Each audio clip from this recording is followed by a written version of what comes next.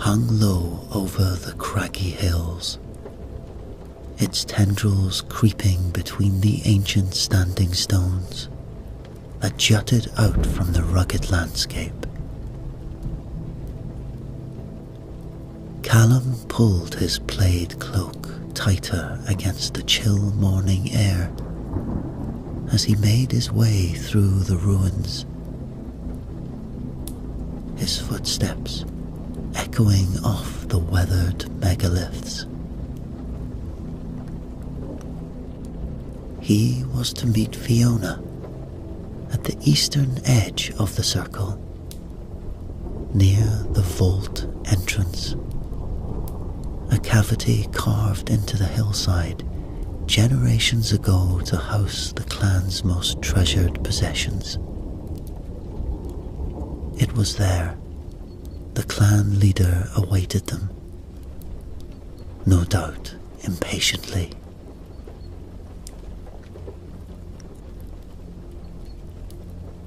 As Callum approached, he spied Fiona's slender frame in the distance, her fiery locks whipping about her face in the wind. Though they had been comrades in many battles, their differing views on the ancient druids had often left them at odds.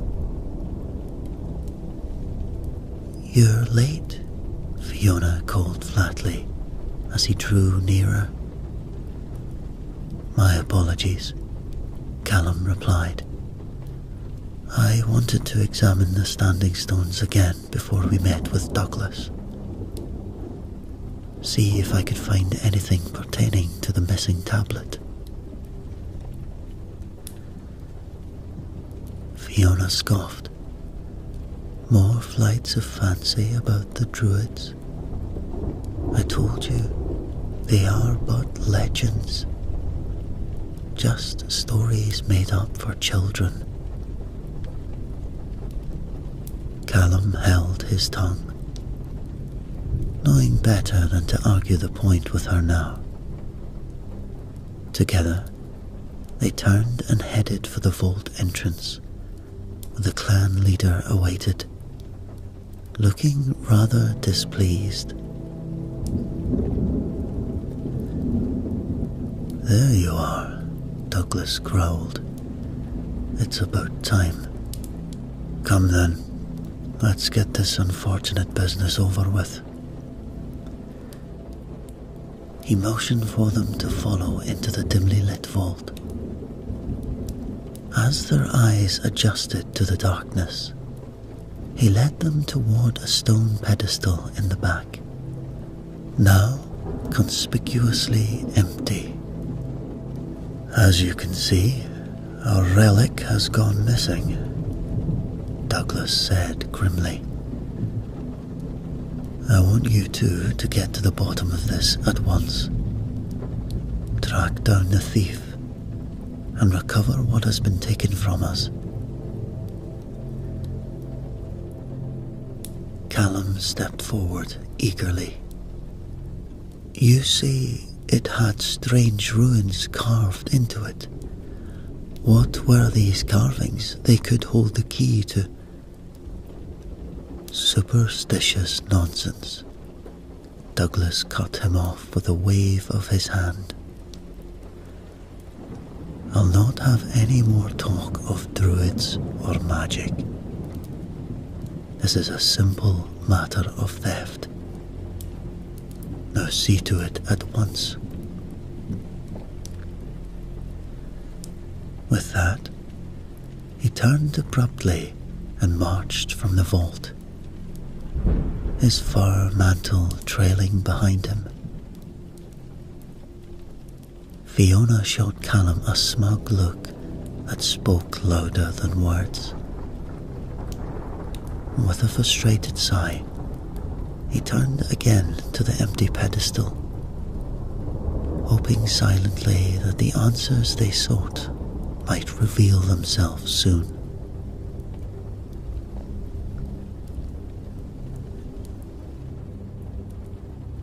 The winding path back to the village was still shrouded in a light morning mist as Callum and Fiona made their way up to the hillside. "I suppose we ought to speak to anyone near the standing stones," Fiona said pensively. "See if they witness someone lurking about or anything peculiar." Callum gave a nod. "Aye, we must try to pick up some kind of trail. Though I confess, I haven't the faintest idea where to begin." Before Fiona could reply, hurried footsteps approached, and a gangly youth came bounding towards them. Callum recognized him as Alistair, the blacksmith's son. His face was flushed, and he was panting heavily. "Thank the gods I found you both," Alistair exclaimed between laboured breaths. "Please, you must come quickly. Something strange has happened at our home." Exchanging a sombre glance, Callum and Fiona followed the boy back down the path towards the village outskirts where his family lived. As they neared the modest hut, a woman's shrill screams rang out from within. Bursting through the back door, they found themselves in a scene of chaos. The blacksmith's wife was doubled over wailing, while her ashen-faced husband clutched her shoulders in an attempt to console her. "What's happened here?" Fiona asked urgently. The blacksmith, Angus, raised his head, his eyes hollow. "My daughter found something near the standing stones. Something unnatural." He pointed a quivering finger towards the adjacent room. As Callum slowly peered past the wooden curtain, his eyes fell upon a small, motionless heap on the dirt floor. Kneeling down, cautiously, he pulled back the rough spun blanket it was wrapped in. Underneath lay the oddest creature he had ever laid eyes on. No bigger than a hare, but with the body of some alien rodent and large insect-like wings folded on its back. The poor thing was clearly dead, its glassy eyes staring ahead into nothingness. Rising slowly, Callum turned back to the distraught couple with furrowed brows. "Where is your daughter now?" Angus swallowed thickly. "She's in the back room. She found the creature while playing near the standing stones this morning. She brought it straight home to show us." His words trailed off into another sob. Fiona knelt to examine the lifeless beast once more, her eyes scrutinizing every detail. "I cannot fathom what sinister forces are at work here," she said gravely. Callum's jaw was set in a hard line, his mind racing. "We must take this to Douglas at once. He'll want to know of it right away." Solemnly wrapping the creature back up Callum tucked it under his arm, while Fiona did her best to calm the hysterical family.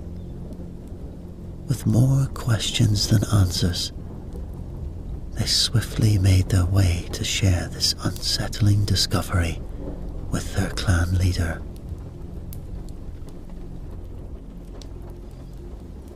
Callum and Fiona strode through the village, a strange winged creature wrapped and tucked under Callum's arm.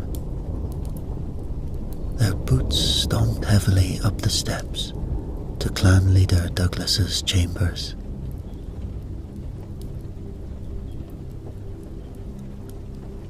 Throwing open the doors, they found Douglas within, seated at his great carved table.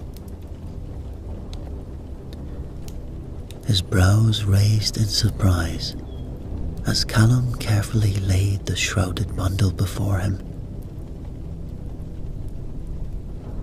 "What is the meaning of this?" Douglas demanded.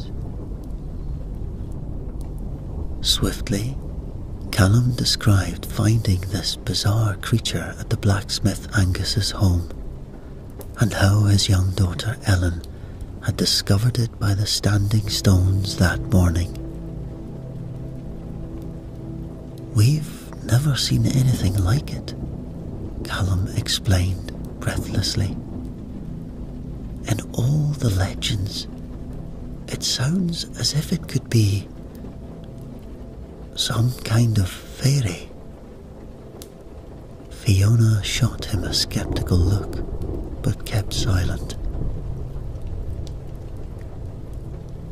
Douglas's face paled at the suggestion. "Preposterous," he scoffed, though Callum detected a waver in his voice.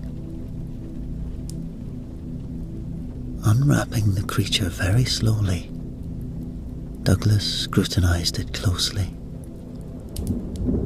and after several long moments, he shook his head and recovered it up. "Clearly, this is just some abnormal animal, nothing more. But it is imperative no one in the clan hear of this. They'll just conjure up all manner of ridiculous tales." Douglas stood up abruptly, taking the creature in his hands. "I will take care of this," Douglas muttered. "Now go and speak nothing of it to anyone. You must return tonight under cover of darkness and make certain this family says not a word of this to anyone in the clan. And search their dwelling thoroughly in case our missing tablet is concealed there."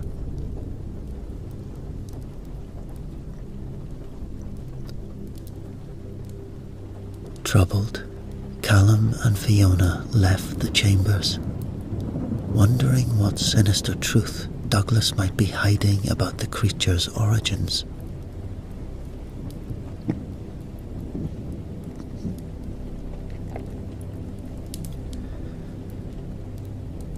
A heavy gloom filled the single room of the blacksmith's hut as Callum and Fiona entered. They found his wife, Maureen, seated alone near the fire, her face gaunt with eyes rimmed red. She raised her head slowly to look at them. "He's gone," she rasped. "Angus has vanished like smoke on the wind." Callum and Fiona exchanged an alarmed glance. Stepping forward, Callum asked urgently, "When did he disappear?" Did he say where he was going? Maureen shook her head.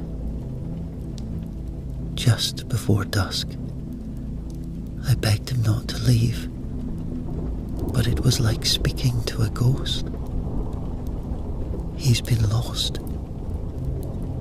He's been lost ever since he came upon that cursed tablet. She dropped her face in her hands and wept. Kneeling beside her, Fiona gently gripped her shoulder. Tell us what happened, Maureen. We need to understand.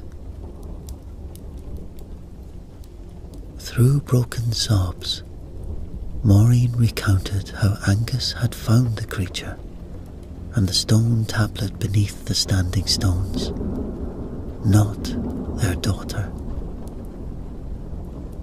He had been a haunted man ever since, jumping at shadows and pacing restless nights away. Then, tonight, without warning or explanation, he had vanished into the darkness with the stone tablet.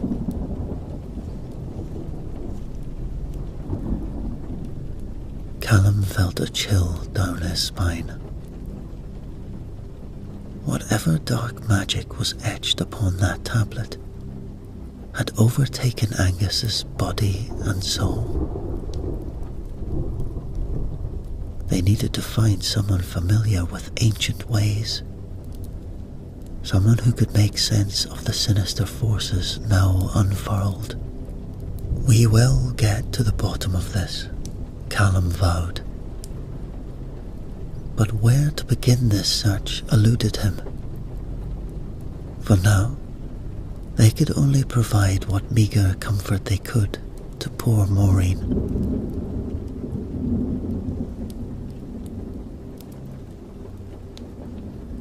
Callum's mind raced as he and Fiona made their way from the blacksmith's hut back to the quiet village.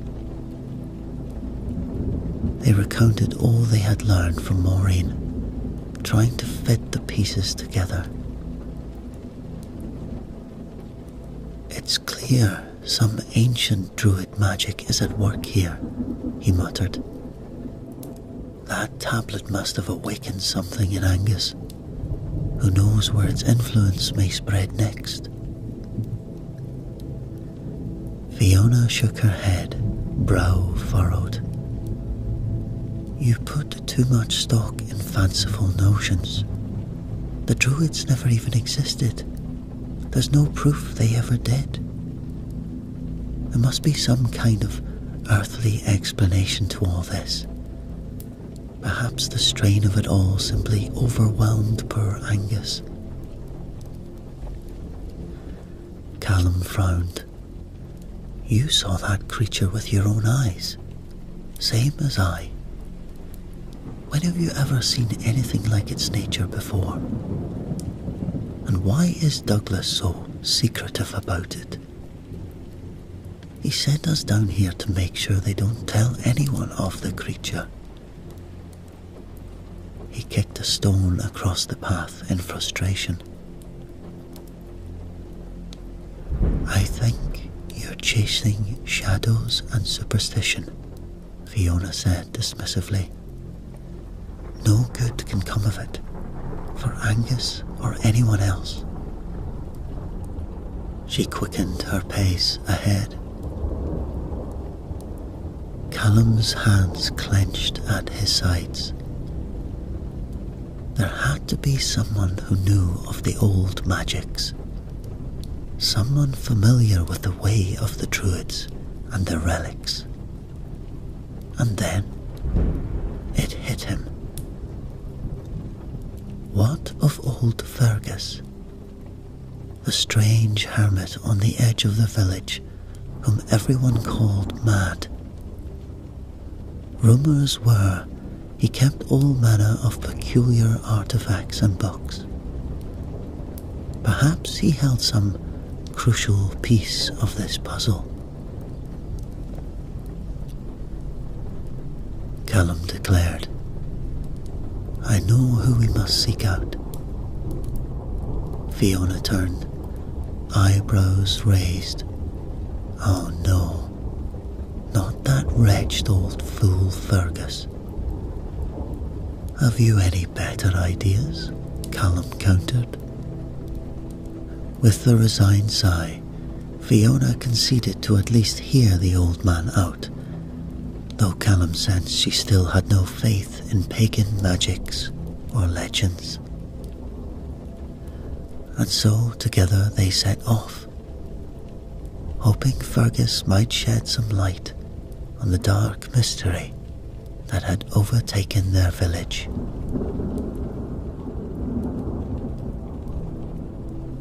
The lonely hut sat nestled amidst a circle of crooked trees, isolated on the village outskirts.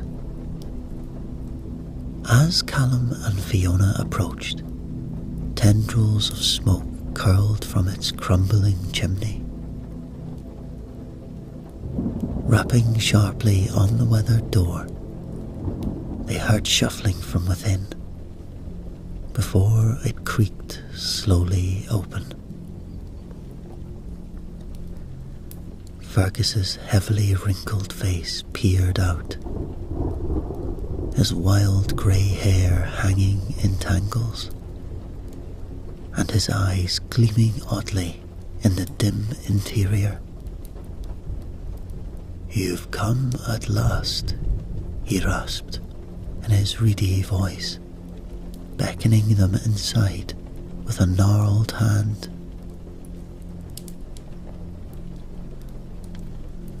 Ducking to avoid the low-hanging rafters, they entered the single-room dwelling, crammed to the ceiling with tottering piles of leather-bound books, bundles of dried herbs, jars of murky preserved creatures, and other strange artifacts. Fiona shifted uneasily amidst the chaotic clutter. Fergus bade them sit on small wooden stools by the soot-blackened fireplace as he stoked the flames with a blackened rod. Now then, he croaked, what brings you here to old Fergus? Callum recounted the bizarre creature's appearance, the engraved stone tablet, and Angus's troubling disappearance. Fergus stoked the fire in silence, shadows dancing across his weathered face. Callum wondered if he was even listening to him. But then he spoke. You seek knowledge of past calamities, Fergus said. Many centuries ago, a fierce war erupted between the fairy folk of the spirit realms and several warring human clans in this mortal world. The fairy folk sought to conquer more territory here. The humans sought to enter the other world of the fairy realm. He leaned in, the firelight giving his eyes a haunted look. Now the druids moved between the worlds through their rituals and magic. Both sides wished to ally with them against the other, but the druids sought balance above all. Fergus's voice dropped to a whisper. When the bloodshed climbed to catastrophic heights, men versus the fairy folk, the druids took drastic action. they opened a hidden gateway to the fairy realm, and they entered it and sealed it off behind them, cutting ties forevermore to end this war and to never be seen again.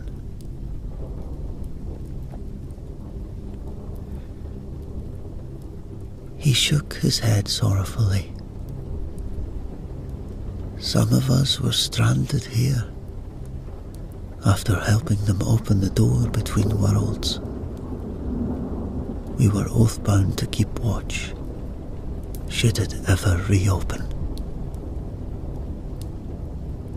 Fergus gripped Callum's arm tightly. With the stone tablet resurfacing, I fear the sealed gate is threatened. You must act swiftly.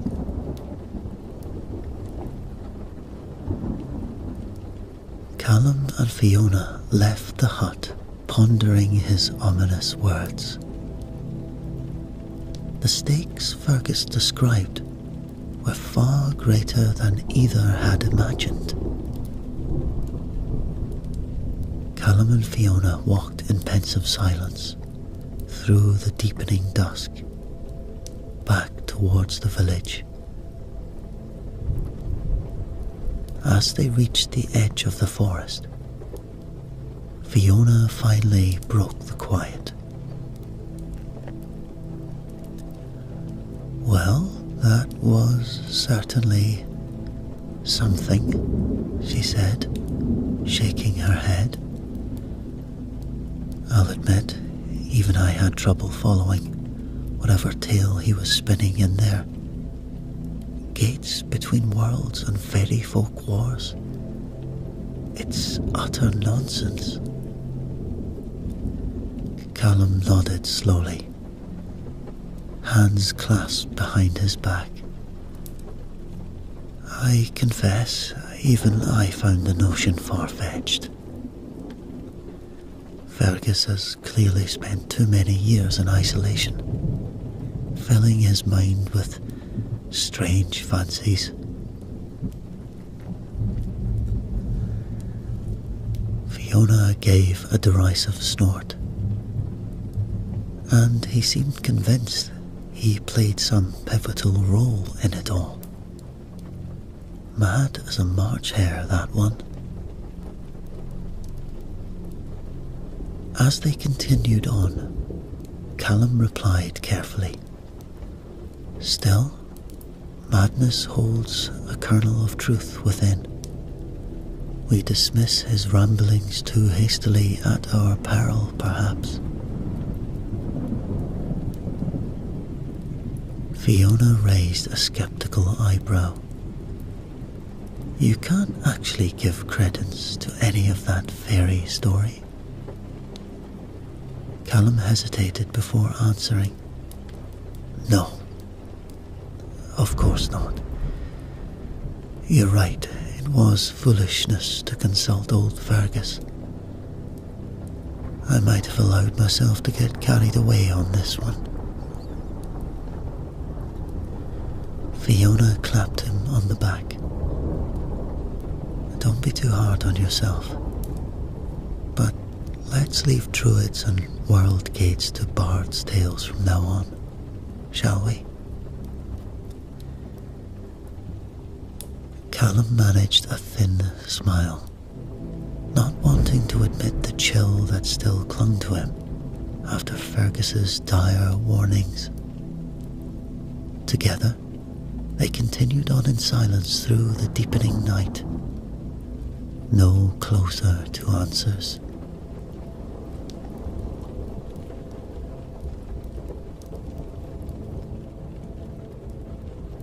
They both returned to the village centre as night draped its dark cloak over the valley. Approaching the clan leader's timber hall, they found Douglas already waiting outside, his furrowed brow cast in grim shadows by the flickering torchlight.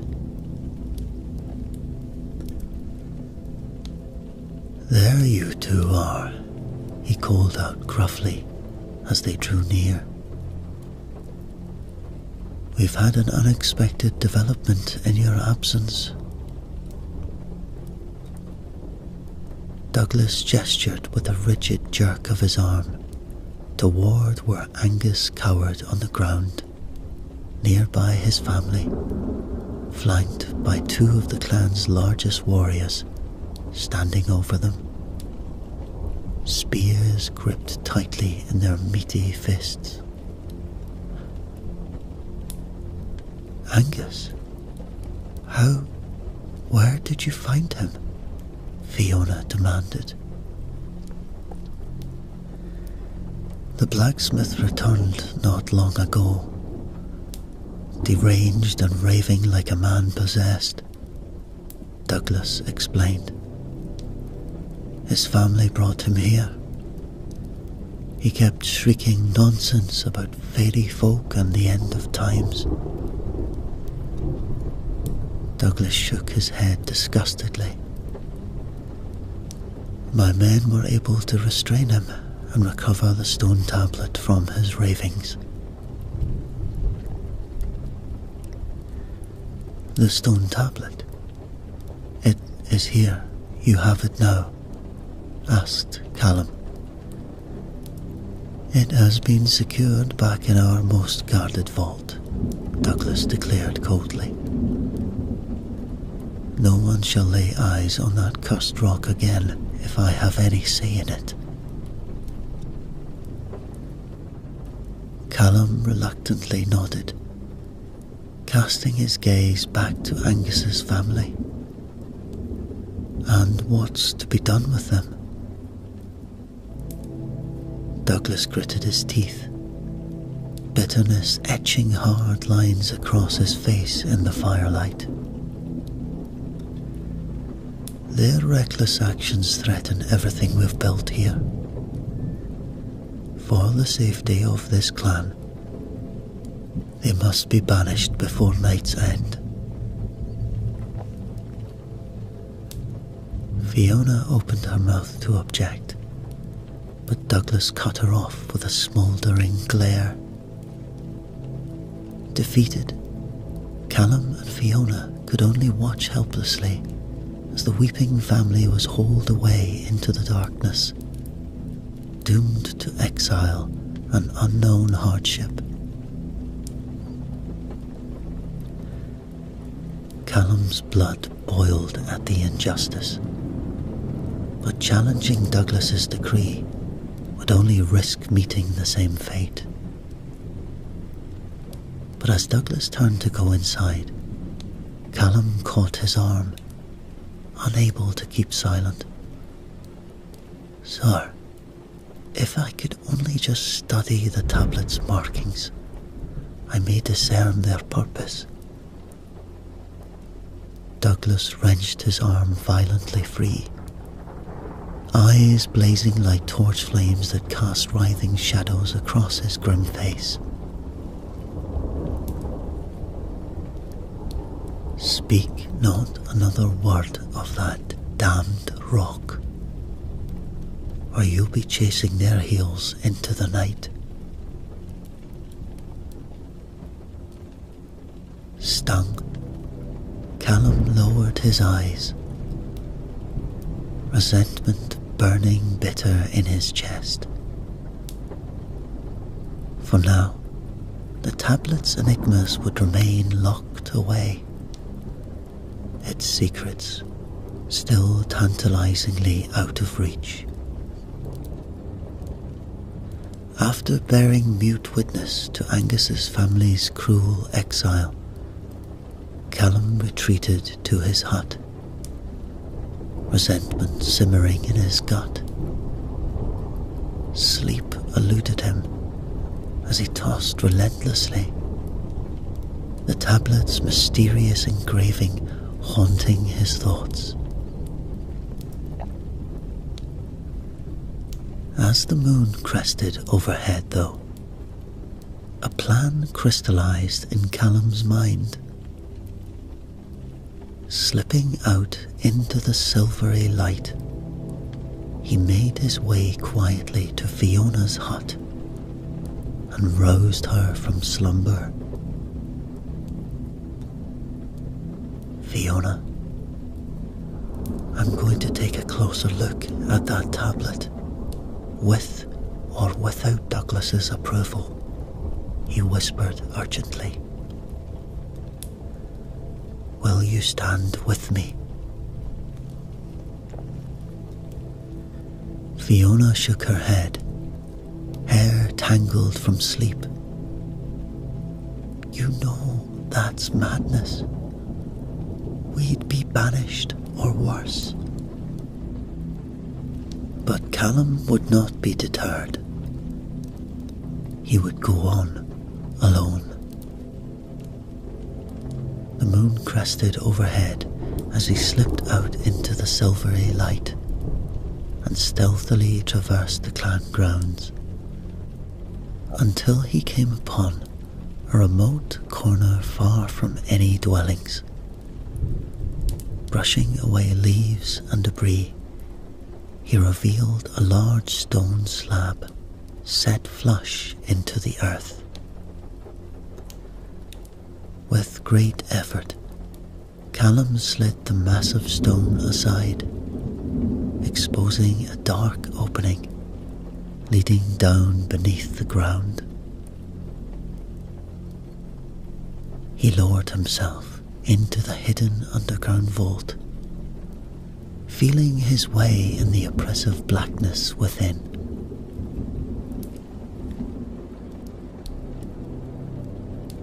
Finally, his hands found the carved ruins of the tablet atop a stone pedestal.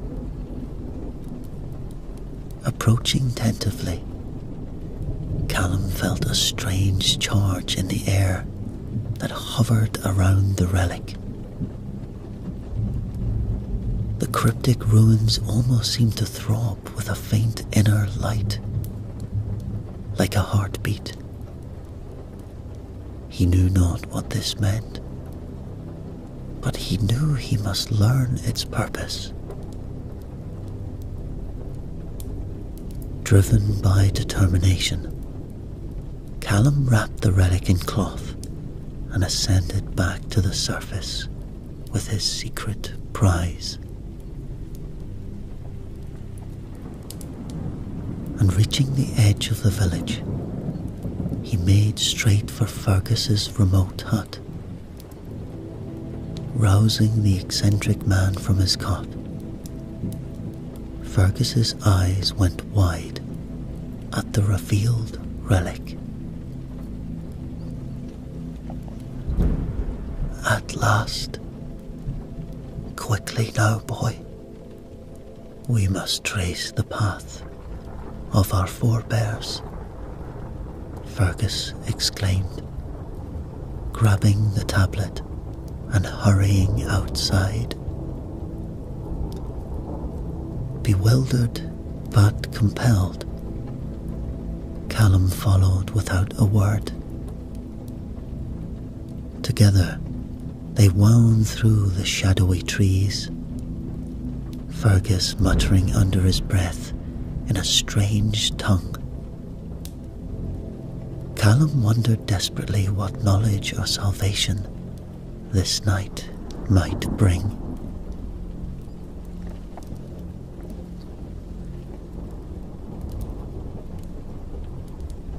Callum followed close on Fergus's heels as the old man wove through the trees, muttering arcane words that raised the hairs on Callum's neck.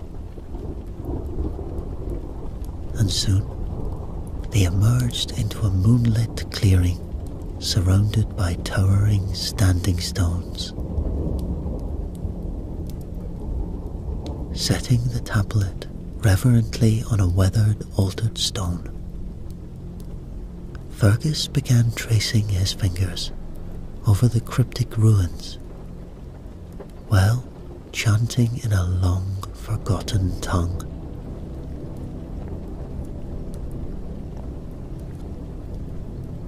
The wind picked up, howling through the circle of monoliths as dark clouds gathered overhead. Suddenly, forked lightning cracked down from the sky, striking each standing stone in succession. The ruins etched into them began to glow with ethereal light. The air grew thick with energy, building to a fever pitch until a blinding rift tore open before Callum's astonished eyes.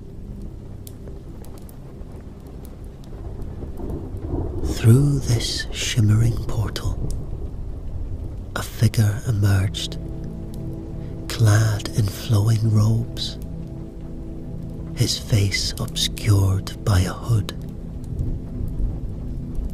He approached Fergus purposefully as the portal flickered behind him.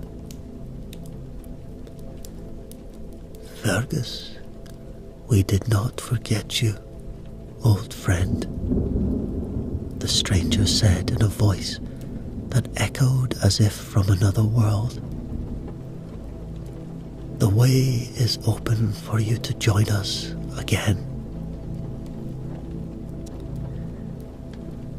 Fergus nodded solemnly, turning to place a hand on Callum's shoulder. "Your time will come, boy, but have patience. Guard your knowledge carefully, for there are those in this world who would twist it toward darker aims."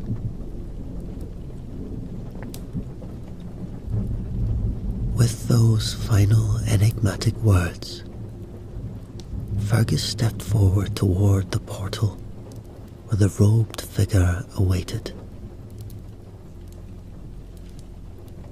In a flash of light, they were gone, leaving only empty air where moments before a door between worlds had stood open. Reeling, Callum stumbled forward just as a bolt of lightning split the sky, striking him squarely in the chest. The force of it hurled him backwards as the energy coursed through his body. Then all went dark. Sunlight streamed into the room as Callum slowly awoke, head still groggy. Before him, he found clan leader Douglas seated sternly at his bedside, with Fiona hovering nervously behind him.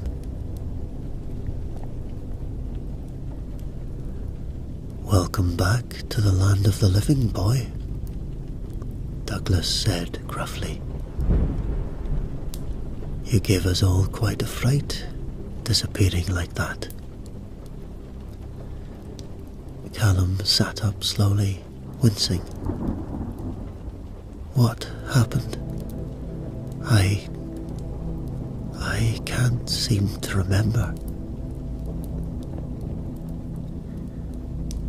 Fiona stepped forward, brow creased with concern. "I found you unconscious near the standing stones last night. You've been asleep since we brought you back here." Douglas then gripped his arm a little too tightly. "And the tablet has vanished again. Stolen on your watch, Callum." He glowered at him. "Well, what have you to say?" Callum shook his head, afraid to say what he had really witnessed. Only foggy glimpses, lightning at the stones, but nothing clear yet. Douglas grunted in disgust. Well, you'll both have to find the tablet, and do it quick. He marched from the room, murmuring to himself. After he had gone, Fiona sat down next to Callum. He tried to sit up. You won't believe this, Fiona. He lay back down, still hurting from the lightning strike. Honestly, Fiona, you won't believe what I witnessed. Just focus on recovering your strength, said Fiona, lightly touching his arm. As Fiona stood to leave, she paused meaningfully by the doorway. There will be time later to discuss recent events more fully. She tapped her satchel where Callum glimpsed the stone tablet's engraved corner peeking out. Callum managed a wry smile. I thought you didn't believe in fairy stories and nonsense, as I recall you saying. Fiona returned his smile. Let's just say recent occurrences have given me reason to reevaluate certain assumptions. She gave him a meaningful look. We'll talk again when you're better. Relief washed over Callum as the door closed behind her, and it seemed with certainty that their adventure here was far from over yet.